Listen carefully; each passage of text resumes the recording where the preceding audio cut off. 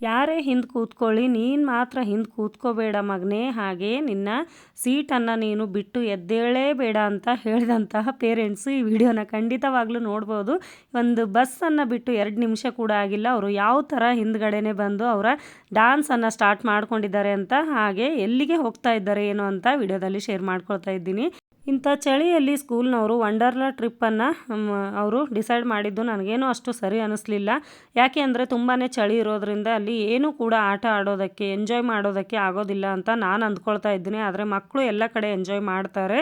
ಹಾಗೆ ಇಲ್ಲಿ ಸ್ಕೂಲ್ ಕಡೆಯಿಂದ ಹೋಗೋದ್ರಿಂದ ಇಲ್ಲಿ ಫ್ರೆಂಡ್ಸ್ಗಳ ಜೊತೆಗೆ ಮತ್ತೆ ಮುಂದೆ ಅವಕಾಶಗಳನ್ನು ಸಿಗೋದಿಲ್ಲ ಅಲ್ವಾ. ಹಾಗಾಗಿ ಒಂದು ಟ್ರಿಪ್ ಫ್ರೆಂಡ್ಸ್ಗಳ ಜೊತೆಗೂ ಕೂಡ ಇರಲಿ, ಆ ನೆನಪು ಕೂಡ ಇರಲಿ ಅಂತ ಅಂದ್ಬಿಟ್ಟು ನಾವು ಓಕೆ ಅಂತ ಹೇಳಿದ್ದೀವಿ. ತುಂಬಾ ಅವರನ್ನು ಅಂದರೆ ಸಮಜಾಯಿಷಿ ಹೇಳಿದ್ದೀವಿ. ಆದರೆ ನಮ್ಮ ಹಿಂದೆ ಅವರು ಏನು ಮಾಡ್ತಾರೆ ಅಂತ ಗೊತ್ತಾಗೋದಿಲ್ಲ. ಮಕ್ಕಳು ನಮ್ಮನ್ನು ಎಲ್ಲ ಮಾತಿಗೆ ಅವರು ಓಕೆ ಅಂತಲೇ ಹೇಳ್ತಾರೆ, ಆದರೆ ಹಿಂದ್ಗಡೆನೇ ಅವರು ಬೇರೆ ಕೆಲಸಗಳನ್ನು ಮಾಡ್ತಾ ಹೋಗ್ತಾರೆ, ಏನೂ ಹೇಳೋದಕ್ಕಾಗೋದಿಲ್ಲ. ಹಾಗೆ ಇಲ್ಲಿ ಅವರು ಏನೇನು ಐಟಮ್ಸ್ಗಳನ್ನು ತೊಗೊಂಡು ಬನ್ನಿ ಅಂತ ಹೇಳಿದರು, ಅದೆಲ್ಲ ಕೂಡ ರೆಡಿ ಮಾಡ್ಕೊಳ್ತಾ ಇದ್ದಾನೆ ಬ್ಯಾಗು. ಹಾಗೆ ಬೆಳಗಿನ ಬ್ರೇಕ್ಫಾಸ್ಟ್ ಮಾತ್ರ ನಮ್ಮ ಕಡೆ ಇತ್ತು, ಮಧ್ಯಾಹ್ನದ ಊಟ ಆಗಲಿ, ಸಾಯಂಕಾಲ ಸ್ನ್ಯಾಕ್ಸ್ ಅಥವಾ ರಾತ್ರಿ ಡಿನ್ನರ್ ಆಗಲಿ ಅವ್ರ ಕಡೆ ಇದೆ. ಹಾಗಾಗಿ ಇಲ್ಲಿ ಬೆಳಗ್ಗೆ ಬ್ರೇಕ್ಫಾಸ್ಟ್ ಎಲ್ಲ ನಾನು ರೆಡಿ ಮಾಡಬೇಕು ಬೇಗನೆ ಎದ್ದು. ಮಕ್ಕಳು ಎಲ್ಲಿಗೆ ಹೋಗಲಿ, ಮಕ್ಕಳ ಏನೇ ಕೆಲಸ ಇರಲಿ, ಅದರಲ್ಲಿ ಪೇರೆಂಟ್ಸ್ಗಳು ಹೈರಾಣ ಆಗೋದು ಇದ್ದೇ ಇರುತ್ತೆ.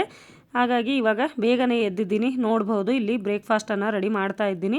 ಸ್ಯಾಂಡ್ವಿಚ್ ಅಂದರೆ ತುಂಬಾ ಇಷ್ಟ ನನ್ನ ಮಗನಿಗೆ, ಹಾಗೆ ಫ್ರೆಂಡ್ಸ್ ಕೂಡ ಇರ್ತಾರೆ ಅಂತಂದ್ಬಿಟ್ಟು ಸ್ವಲ್ಪ ಹೆಚ್ಚಾಗಿ ನಾನು ಪ್ಯಾಕ್ ಮಾಡಿದ್ದೀನಿ. ಹಾಗೆ ಬೆಳಗ್ಗೆ ಅಷ್ಟೊಂದು ಬೇಗ ಏನು ತಗೊಳ್ಳೋದಕ್ಕಾಗೋದಿಲ್ಲ ಅಂತಂದ್ಬಿಟ್ಟು ಬರೀ ಹಾಲು, ಹಾಗೆ ಒಂದು ಡ್ರೈ ಫ್ರೂಟ್ಸ್ ಲಡ್ಡು, ರಾತ್ರಿ ನೆನೆ ಹಾಕಿದ ಬಾದಾಮನ್ನು ತಗೊಂಡು ಅದಾದ ನಂತರ ಇವಾಗ ಸ್ಕೂಲಿಗೆ ಬಿಡೋದಕ್ಕೆ ಬಂದಿದ್ದೀವಿ. ನೋಡ್ಬೋದು ಎಷ್ಟೊಂದು ಪೇರೆಂಟ್ಸ್ ಎಲ್ಲೆಲ್ಲಿ ಬರ್ತಾ ಇದ್ದಾರೆ ಅಂತ.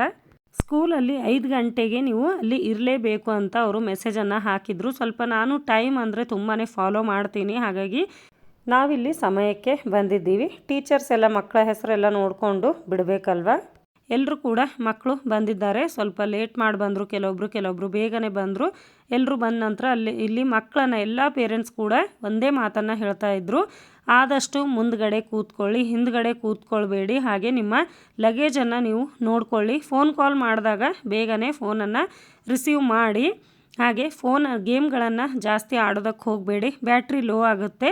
ಹಾಗಾಗಿ ಫೋನ್ ಕಾಲ್ ಮಾಡಿದಾಗ ಮಾತ್ರ ಬೇಗನೆ ರಿಸೀವ್ ಮಾಡಿ ಅಂತ ಹೇಳ್ತಾಯಿದ್ರು. ನಾವು ಫೋನ್ ಕೊಟ್ಟಿಲ್ಲ ಅವನಿಗೆ, ಯಾಕೆ ಅಂತಂದರೆ ಅದೇ ಟೆನ್ಷನಲ್ಲಿ ಇರ್ತಾರೆ ಮಕ್ಕಳು. ಅಕಸ್ಮಾತಾಗಿ ಫೋನ್ ಕಳೆದ್ರಂತೂ ತುಂಬ ಟೆನ್ಷನ್ ಮಾಡ್ಕೊಳ್ತಾರೆ. ಹಾಗೆ ಫೋನ್ನಲ್ಲಿ ಗೇಮ್ ಆಡೋದಾಗಲಿ ಅಥವಾ ಫೋನಿನ ಟೆನ್ಷನಲ್ಲಿ ಬೇರೆ ಎಂಜಾಯ್ ಮಾಡೋದಕ್ಕಾಗೋದಿಲ್ಲ ಅಂತಂದ್ಬಿಟ್ಟು ನಾನು ಫೋನ್ ಕೊಡೋದಕ್ಕೆ ಹೋಗಿಲ್ಲ. ಇನ್ನೇನು ಬಿಡ್ತಾ ಇದ್ದಾರೆ, ನೋಡ್ಬೋದು. ಹ್ಯಾಪಿ ಜರ್ನಿ ಮಕ್ಕಳೇ. ಮತ್ತೆ ಸಿಗ್ತೀನಿ ಮುಂದಿನ ವಿಡಿಯೋದಲ್ಲಿ.